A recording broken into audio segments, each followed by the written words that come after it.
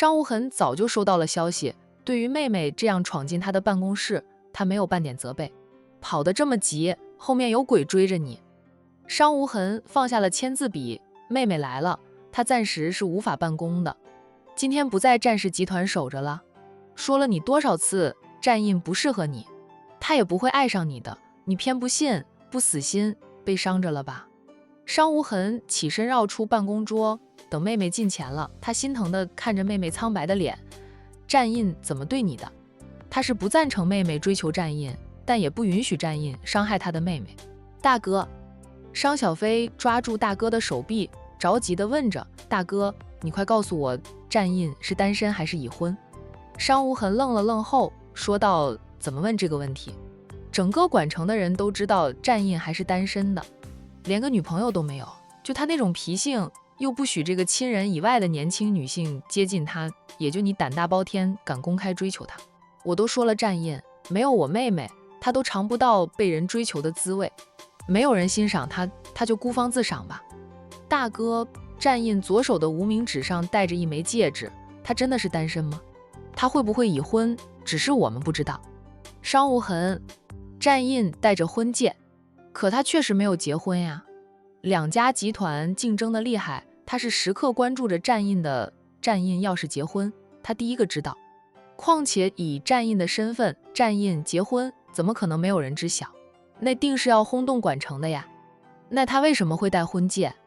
商无痕好笑地道：大哥哪知道，说不定是他心血来潮就戴枚戒指呢。多的是人这样做的，未婚也会戴2枚戒指，这个炫富的还会10只手指头都戴着戒指呢。大哥曾经见过一位暴发户就是这样做的，10只手指都戴着金戒指，再戴一条粗金链，2边手腕还要戴上金手链、金表等等，反正就是浑身挂着黄金，怕死别人不知道他有钱似的。他们这些真正豪门出身的人反而低调很多啊，那种浑身戴满珠宝的，在他们这个圈子的人看来就是暴发户。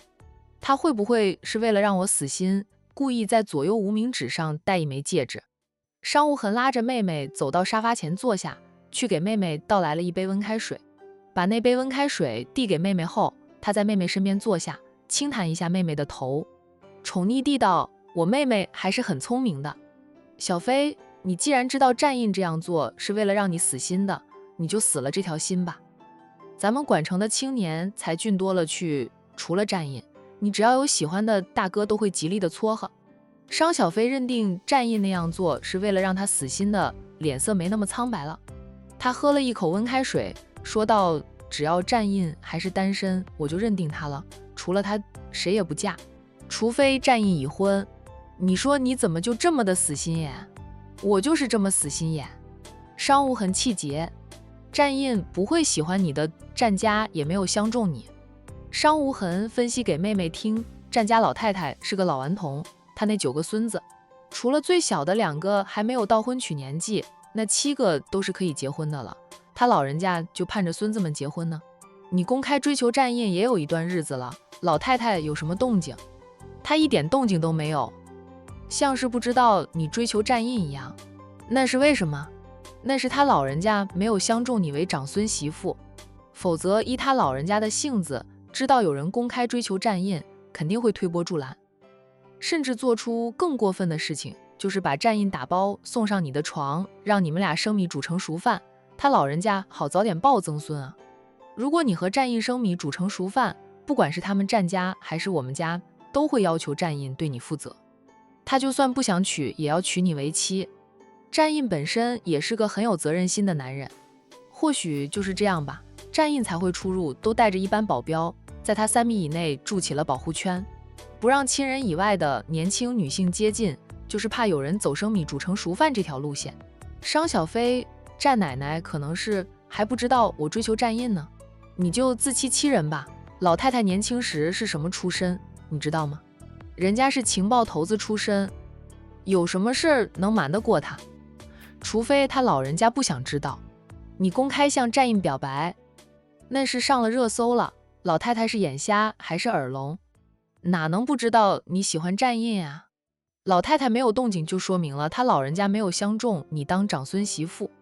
虽说战家家风好，长辈开明，只要小辈喜欢的，长辈都不会阻拦，但是婚后相处，你想讨好不喜欢你的长辈，那是很难的。小飞，听大哥一句劝，不要再喜欢战印了。大哥承认战印很优秀，可他不适合你，你纠缠下去痛苦的是你自己。他一点都不爱你，是不会痛苦的。有爱才会受伤害，无情无爱的，那是铜墙铁壁，刀枪不入。商小飞难过地道：大哥，爱一个人很容易，放弃自己深爱的人却很难。我又不是没有试过要放弃，花了几年时间都做不到，我才会豁出去公开表白倒追他的。我想着总要试一试的，哪怕最后还是没有追到他，至少我尝试过了，我不至于后悔吧。要是我试都不试就直接放弃，那始终会是一块心病。错过一个自己爱的人，那是很痛苦很痛苦的事。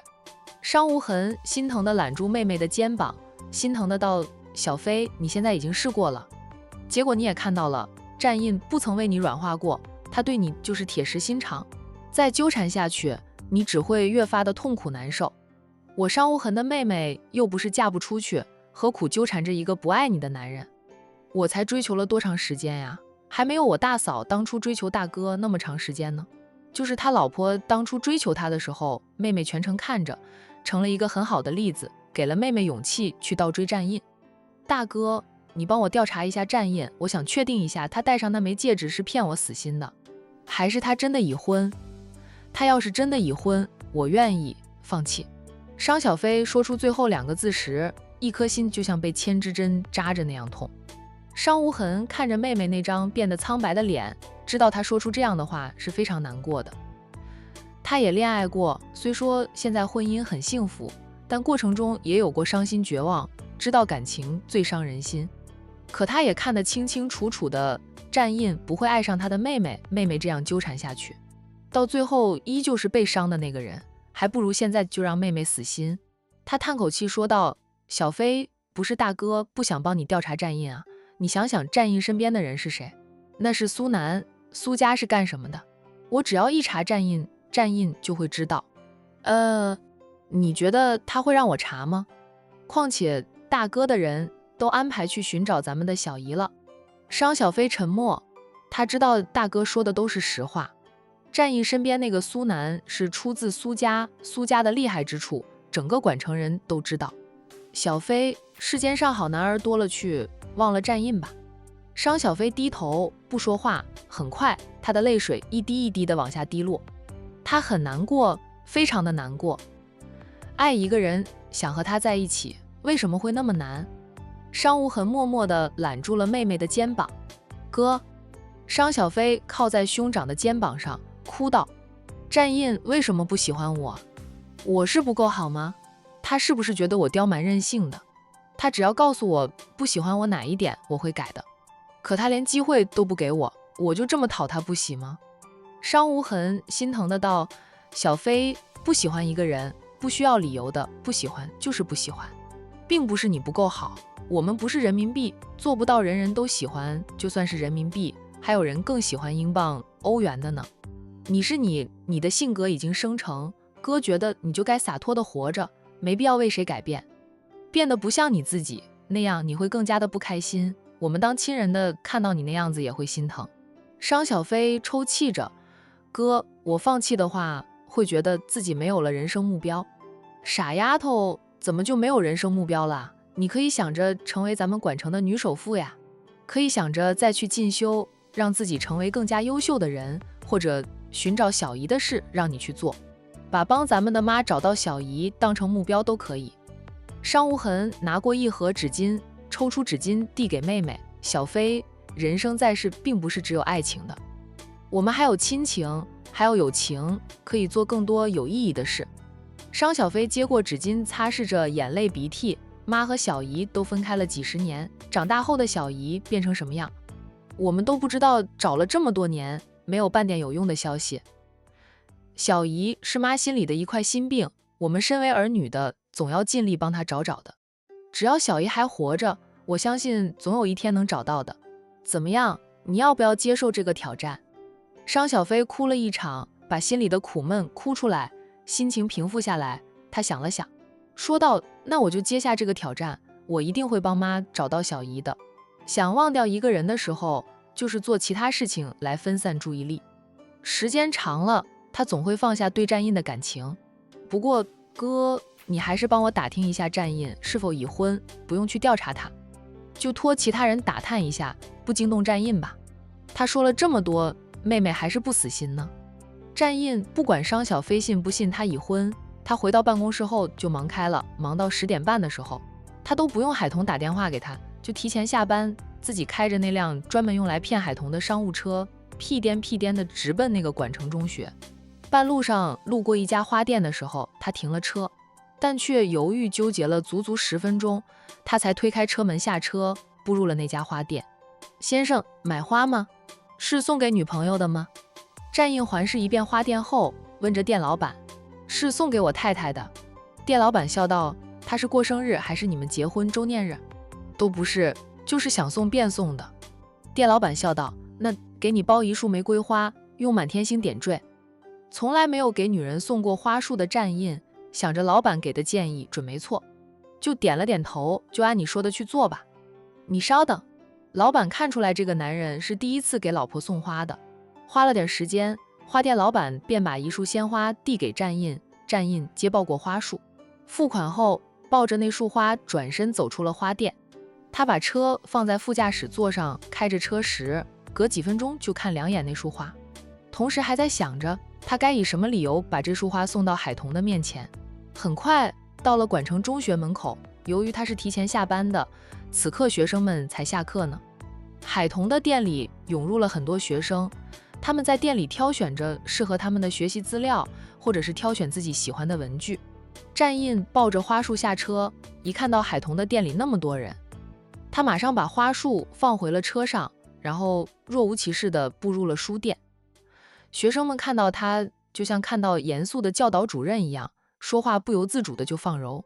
有些学生本来还在纠结选哪一套资料，见到战印进来，马上就做出了选择，拿着选定的那套资料匆匆忙忙去结账。战印很少会在这个时候出现在店里，但他上次帮忙的时候呢，留给学生们太深的印象，导致学生们看到他就想溜。一仗，学生们怕战印，小周阳是不怕的，他本来是跟着小姨打转的，见到战印马上就不当小姨的尾巴了，欢喜地奔向战印，还没有跑到战印的面前，先张开了双臂要战印抱他。杨洋，战印蹲下身，周阳就扎入了他的怀里，抱起小家伙，他看向忙着收钱的妻子，问道：“需要我帮忙吗？”海童笑道：“还是算了吧，你是越帮忙，我越嫌钱越少的。”战印抿抿唇，他久居上位，鸡微甚久，哪怕他想温和，也很难做得到。人多，战先生，你帮我看着杨洋，也是帮我的忙了。战印嗯了一声，有一个挺能干又身手了得的老婆，总显得他很没用的样子。他搬来一张椅子，坐在角落里，陪着周阳玩玩具，一坐就是大半个小时。海童忙完后，一转头就看到陪着周阳玩玩具的战印。战印没有一点不耐烦，周阳叫他做什么他就做什么，还会教周阳一些新的玩法。海童忍不住想，他以后有了自己的孩子后，肯定是个很有责任心的爸爸。怎么了？沈小军发现好友盯着某一处看，凑过来也看过去，发现好友是在看战先生。他顿时笑得暧昧，还碰了碰海童的肩膀，是不是觉得你们家战先生特别帅？不用，我觉得他一直都是很帅的人。赶紧把他扑倒，你看他对杨洋多好，多有耐心呀。这样的男人，别看他冷得像冰块，其实内心是很柔软的。他肯定是个很喜欢孩子的男人，然后你把他扑倒了，吃光抹净就能生个像他一样好看的娃娃，多爽呀！啊！海童失笑，说的我好像就是为了生个娃似的。顿了顿，他小声说道，对着他那张严肃的冰块脸，扑倒了都没有勇气扒光呀。战印这种脾性的男人不好撩的啊，撩急了，他顶多就是报复的亲他吧。沈小军扑哧的笑，随即飞快地捂住了嘴，笑着小声说道：“战先生天生就是寒冰脸，要不把他灌醉。”海童畅想了一下那场面后，回过神来，老实的道：他的房间是我的禁地，算了，我不做梦了，过一天算一天。说着呢，他走向了那一大一小。小姨。玩得很开心的杨洋扬起脸叫了海童一声，海童伸手摸了摸外甥的头，对战印说道：战先生，你再陪杨洋玩一会儿，我去炒菜。战印站起来，刚才怎么不跟我说一声啊？我也会炒菜的。一时间没想到这一点，下次你过来时我在忙，就不客气的使唤你了。战印看他的眼神深了深，他不跟他客气，是否代表他对他其实是有点动心，想着和他做长久夫妻的。我去炒菜了，你要是饿，那里放着点心，你先吃几块垫垫肚子。海童指了指放点心的地方，就赶紧去炒菜了。战印抱起周洋，跟着他进厨房，沉默地看着他忙碌片刻。他低沉的道：我联系过我三婶了，问他要到了哪位保姆阿姨的联系电话，梁姨说明天就过来上班。等梁姨过来上班了，你能轻松点吧？联系上了。给梁姨多少钱一个月啊？海童洗干净几只，把切块，准备做炒蛋。这道菜简单又快速，包吃住，周末双休，1个月8000，干得好会给奖金。管城的保姆阿姨一般都是这个价，有些学历更高的，工资要1万左右。身为战家这一代的当家人，战印是知道自己家佣人的工资的，他还往少了说，梁姨在他们家的工资是1万多元一个月的。海童扭头看他，一脸震惊，保姆的工资飙得这么高了，他以为还是3-5千元一个月呢。现在物价贵，工资肯定也要跟着往上涨的呀。周末还能双休。战印默了默后说道：周末我们都不用上班，杨洋也有你姐照顾，可以不用梁姨上班。主要是周末他和海童独处，不想让梁姨当电灯泡。我上次和你说过，周末可以带你去海边度假的，你喜欢吃海鲜，咱们去海边度假，你可以尽情的吃了。海童笑道：你说真的呀？我一向不撒谎，当然他撒了谎也不会承认的。海童相信他是个诚实的人。姐会回来吃饭吗？战印换了话题。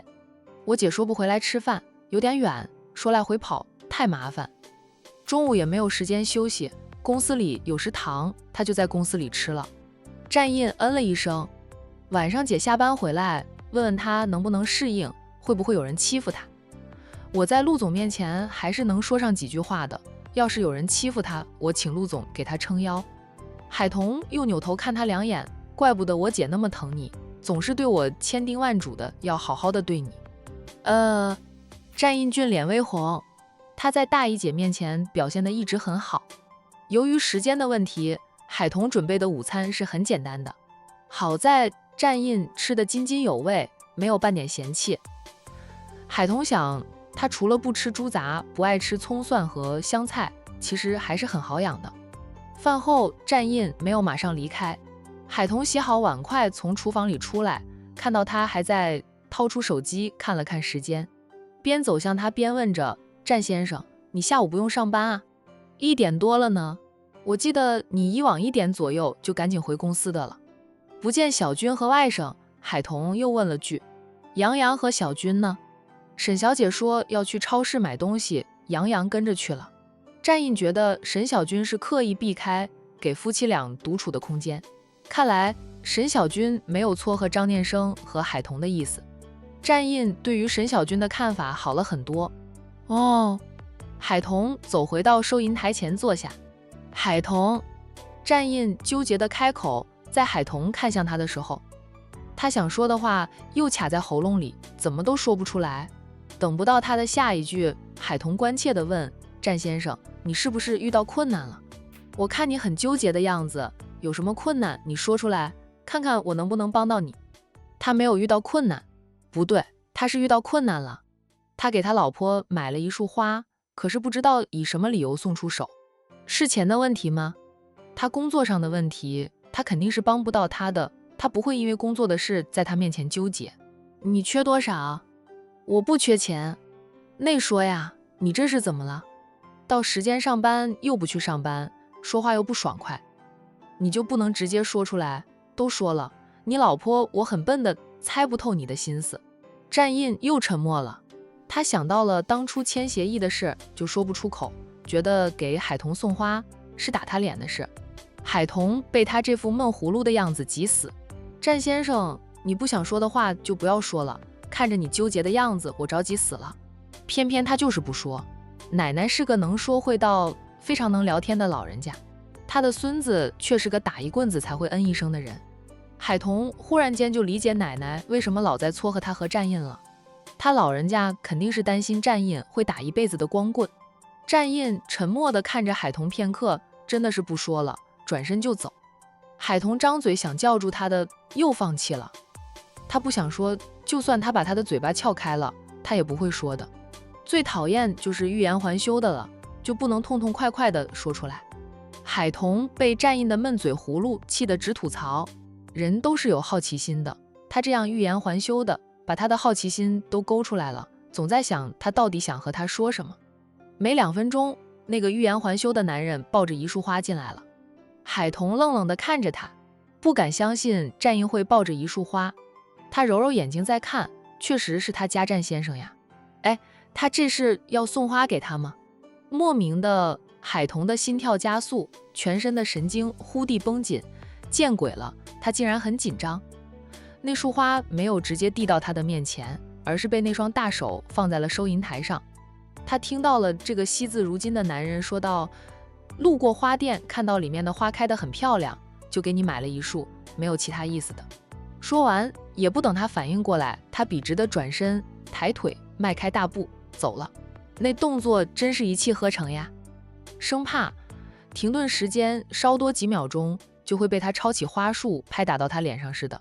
战先生，海童回过神来，本能地冲出去叫了他一声，然后他看到战印像被鬼追一样，咻地上车，咻地把车开走，眨眼间车子已经远去。好半晌，他感叹的道：那动作啊，如同闪电一般，我自叹不如呀。想想他又觉得很好笑，然后就控制不自己的笑容了，呵呵地笑起来。战印有时候真的很好笑啊。笑够了，海童回到店里，在收银台前坐下，看着这束玫瑰花片刻。他抱起花束，嘴上自言自语的：我店里没有花瓶呢。环视了店内一圈，海童还是把花束放回了桌子上。海童姐，张念生的叫喊声忽然响起。很快，张念生走进来，他一身的黑色西装啊，斯文俊秀，颇有几分事业有成的风范了。不过海童还是觉得他家男人穿着西装的样子最好看，战印可能是性子的问题吧，让人一看就知道是事业有成的人，他的成熟沉稳不是张念生可以比的。张念生还太嫩了，现在不是上班时间吗？你怎么来了？海童本能地问了句。刚才给我爸送一份文件去酒店，给他送完文件回来，路过这里便来看看我君姐不在。张念生不敢说他很想念海童，忍不住拐道过来看看他。海童姐对他似乎也冷淡了很多，这让张念生心里很慌。小军带着杨洋去逛超市了。海童摸出手机，对着那束花猛拍，也老是看着那束花，都不看张念生了。见海童专注地给花束拍照，张念生试探地问：海童姐，这束花我老公送给我的，漂亮吧？我觉得好漂亮，好喜欢哦。海童给花束拍了不少照片后，放下手机，抱起花束凑近，闻着，好香。这一幕落在张念生的眼里，刺眼极了。原来是姐夫送给海童姐的呀，今天是什么节日吗？以往没有看到他给海童姐送过花的。张念生的笑都有点僵硬，说的话听着就带了酸意，还带着点挑刺的味道。海童抬头看他，说道：夫妻之间需要是节日才能送束花吗？我若喜欢，我老公能天天送我一束花，以往是我心疼钱，一束花也不便宜呢，又不能吃的。我说送我一束花，不如给我钱买肉吃，他才没有送的。张念生也是，念生，你有事找你君姐吗？要不打电话给他，他应该也要回来的了吧？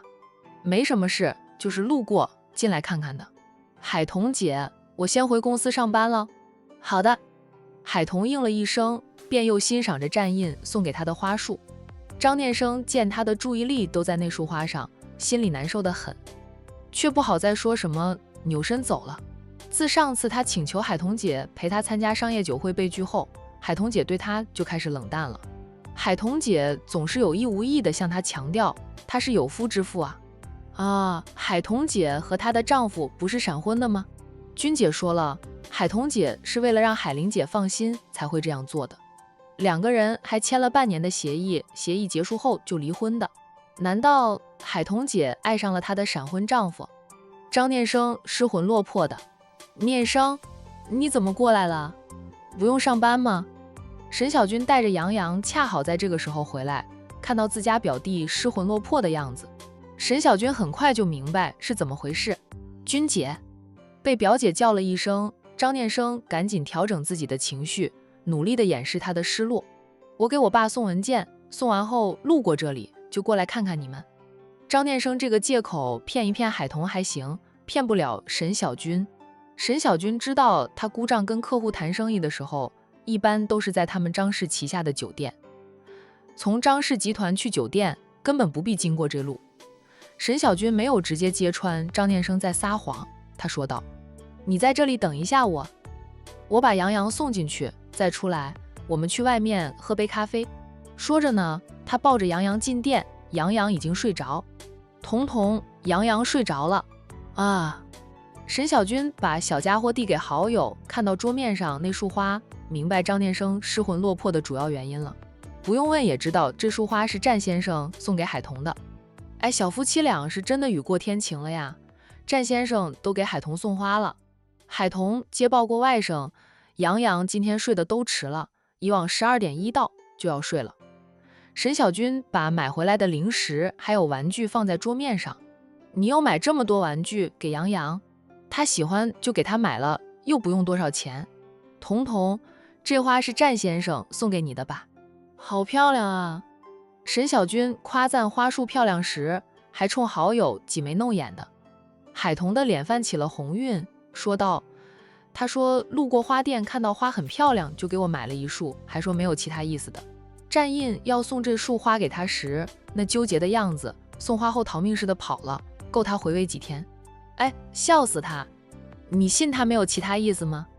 彤彤，若是郎有情妹有意的，可得把握好机会哦。我等着喝你真正的喜酒，给你当伴娘呢。”沈小军打趣着好友：“你想的有点长远。”我觉得不远了，呵呵。彤彤，我叫住了念生，我姐弟俩要去喝杯咖啡。你想喝什么？我等会儿给你打包回来。海童想了想，说道：“给我带杯香芋味的奶茶就行了。”好。沈小军爽快地应着：“你先看着店，我去喝咖啡了。”去吧，反正现在店里也没有生意，平时这个时候他要不是趴在收银台上睡觉，就是编织他的工艺品。沈小军走了，张念生在外面等着。沈小军出来，脸上的笑容变脸了起来。走吧。他径直上了张念生的车。张念生见表姐表情有点严肃，莫名的有点心虚。与此同时的战氏集团，战印心情愉悦地走出电梯。赵秘书拿着一封信走来：“老板，这封信啊，苏总交代我一定要亲手交给你，说是涉及到总裁夫人。公司上下知道总裁已婚的没有几个，赵秘书很幸运，他知道。”战印接过了那封信，并没有说什么，径直进了他的总裁办公室。在黑色的转动椅上坐下来，战印打开了信封，从里面拿出了一张信纸，展开信纸来看，却是一封匿名信。信的内容很简单，就是告诉他商小飞对他的纠缠都是因为海童在商小飞背后出谋策划。战印当即就打电话给苏南，八卦心最旺盛的苏南就等着上司给他电话的了。这是谁写的信？苏南说与海童有关的，他肯定知道这封信是谁写的。你大舅哥呀，我丈母娘除了给我生了个老婆之外，就只有一个大姨姐，并没有给我生有大舅哥。苏南嘻嘻的笑，名义上海家的那些人都是你老婆的娘家人呢，虽不是异母同胞，却也是堂兄妹，血缘上还是很亲近的。战印冷冷地道：“凭他们那般极品也配了。是海志文写的信。苏南调侃过好友后，说出了答案。他不知道你是战大少爷，又知道你烦透了商小飞的纠缠，故意给你写这封匿名信，想借你之手对付嫂夫人呢。苏南笑道：老大，你这出戏真的是越来越精彩。因为战印的隐瞒身份，引出一堆的牛鬼蛇神。海志文竟然会想到利用战印来对付海童，真的是笑死人了。海家那一家子的极品，要是知道海童的丈夫就是战家大少爷，会不会吓死？知道曾经利用战印对付海童，又是什么样的表情？苏南这个在旁边看戏的人，虽说看得津津有味，舍不得好戏太快落幕，却又盼着战印快点铺了马甲，吓死那些极品。海志文还能蹦跶啊？苏南，我交代你的是，这一次你办事不利。他说过要让海家那般极品连乞讨都难的。苏南笑道：一下子就掐死了，就没有好戏看了。战印一脸黑线，对付这种人不要心急，慢慢来，让他们一点点的失去他们曾经拥有的一切。那种极力想挽救却又只能眼睁睁的失去的滋味，才是最折磨人的。苏南承认自己这一次有点放水，没有急着一下子就整死海家极品。不过老大，你放心吧，最后的结果肯定会让你满意的。现在海志文已经被公司解雇了，当初那热搜热度那么高啊。海志文在职场的名声也是臭了的，想再找到好工作是挺难的。听说海志文彻底失去了工作，战印的脸色才和缓点。这件事还得谢谢商小姐呀，是商小姐让他哥把海志文开除的。不得不说，商小姐对嫂夫人是挺好的。战印冷哼两声，海童不知道天高地厚，支着招儿给商小飞追求他，商小飞自然对他好。海童，商小姐追求的是战大少爷，是你吗？要是让商小飞知道他是海童的丈夫，商小飞还能对海童好，维护着海童，他就信商小飞是真的把海童当成朋友。战印又掏出了那枚金戒指，重新戴回左手的无名指上。去海童的店里时，他是摘下了金戒指的。对了，海志文想进咱们战士集团呢，联系我们的 HR 了。他说他在亚伦电子公司工作多年，从基层干到高层，不仅工作经验丰富，还知道一些商事集团的动向。海志文就差着明说他可以帮着战士集团对付商事集团。战印冷冷地道：人若无对手，人生多寂寞。我不是对付不了商无痕，是不想让自己的人生寂寞如雪。他海志文不过是商事集团旗下的一家分公司高管而已，就有本事帮着我对付商事集团，海口夸得挺大的。苏南笑道：这年头自以为是不知天高地厚的人多了去，咱们就当是看个小丑了，再给他们重重一击。苏南说道：这个倒是容易，但逼得太甚，他们都没有钱了，就会死皮赖脸的死咬着嫂夫人姐妹俩要钱。别忘了海家那个老太婆还在医院里接受治疗呢，那个时候他们光脚的不怕穿鞋的，是真的什么事都做得出来，你看着办吧。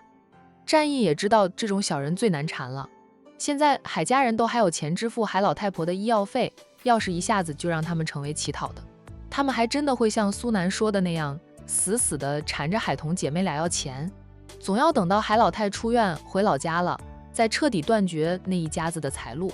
战印眼神森冷，当年那些人是靠着他岳父和丈母娘的死亡赔偿金发的家，现在他就要让那些人一点点的吐出来。放心，我会给你办得妥妥当当的。苏南笑嘻嘻的保证着。我办事你放100个心吧。战印挂了电话，他放心是放心，就是苏南喜欢看戏，这让他很无奈。他战印的戏就那么好看，奶奶在看戏，苏南在看戏，还有他的那些兄弟们，哪一个敢说不是在看戏的？